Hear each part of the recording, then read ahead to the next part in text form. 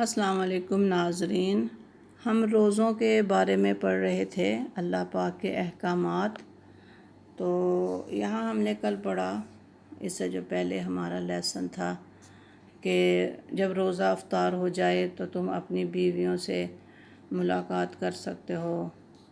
تو الی نسائکم ہن لباس لکم وانتم لباس لہن۔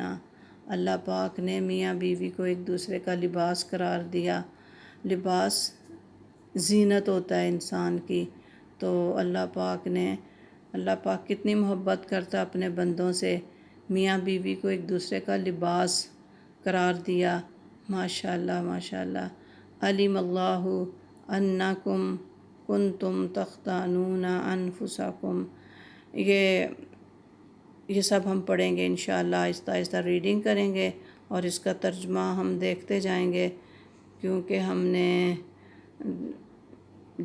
جیسے آپ کو میں نے بتایا کہ ریڈنگ کرنے کے بعد ترجمہ ہم نیچے سے پڑھ لیتے ہیں، پھر کوئی ایک آیت پر میں آتی ہوں نا تو اس کو پھر ہم تھوڑا غور سے بھی پڑھتے ہیں، کوئی ایک آیت کو لیتے ہیں اور غور سے پڑھتے ہیں۔ اب جیسے یہاں پر اللہ پاک نے فرمایا ہے، دیکھیں یہ وَلَا تُبَاشِرُوهُنَّ وَأَنْتُمْ عَاكِفُونَ، ان سے تم اپنی بیویوں سے نہیں مل سکتے جب کہ تم اعتکاف میں ہو۔ فی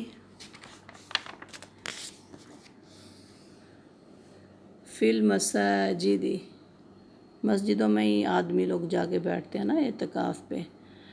تلک حدود اللہ، یہ جو جتنی بھی ہم نے باتیں پڑھی ہیں نا، جن سے اللہ پاک نے منع کیا، جن باتوں سے، حدود اللہ ہیں وہ، اللہ پاک نے اللہ کی منع کی ہوئی باتیں۔ فلا تقربوها، ان کے قریب بھی مت جاؤ۔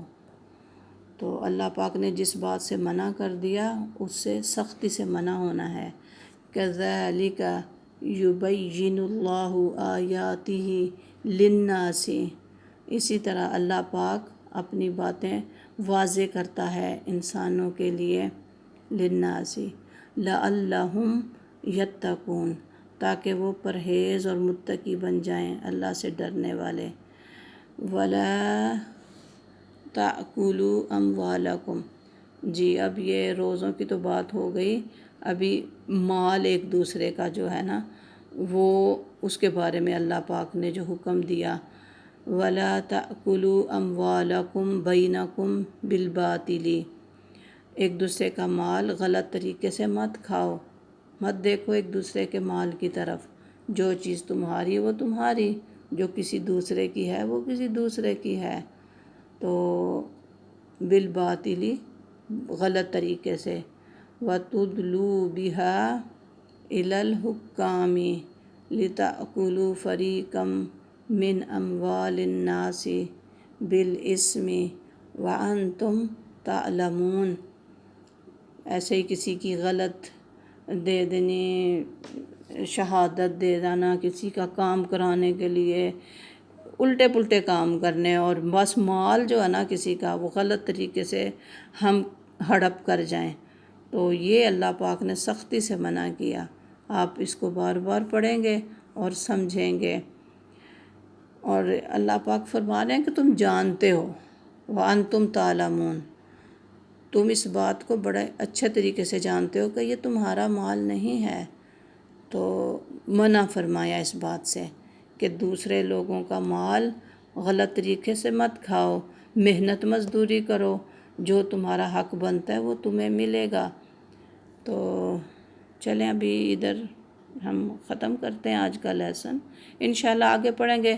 دوسرا ٹاپک ہے یہ یسألونک عن الأہلۃ، یہ چاند کے بارے میں جب پوچھا گیا نبی پاک صلی اللہ علیہ وسلم سے، تو اللہ پاک نے فرمایا، قل آپ کہہ دیجئے، ہیا مواقیت للناس، ٹھیک ہے جی، یہ تحقیقات آپ فرما دیجئے کہ چاند جو ہے نا وہ آلائے شناخت اوقات ہیں، چاند کا بڑھنا، چھوٹا بڑا ہونا، آج پہلا چاند دوسرا چاند، اس سے اسلامی مہینے بنتے ہیں۔ تو اللہ پاک نے چاند کا چھوٹا بڑا ہونا بنایا اس لیے۔ تو یہ بھی ہو گیا بس چاند کے بارے میں۔ یسألونک عن الأہلۃ قل ہی مواقیت للناس والحج ولیس البر، یہ نئی دوسری بات ہے، یہ انشاءاللہ ہم آگے پڑھیں گے۔ آپ خود پڑھیں، یہ پڑھتے جائیں انشاءاللہ آگے پھر کسی اور بات پہ میں رکوں گی انشاءاللہ۔ ٹھیک ہے جی، میں بھی ریڈنگ کروں گی، پھر کسی ایک بات پر انشاءاللہ میں رکوں گی اور آپ کو پھر بتاؤں گی۔ ماشاءاللہ ماشاءاللہ آپ بھی بہت اس پر محنت کر رہے ہیں، اللہ پاک آپ کی محنتوں کو قبول فرمائے اور اللہ پاک آپ کو جزائے خیر دے۔ تو اللہ حافظ، فی امان اللہ۔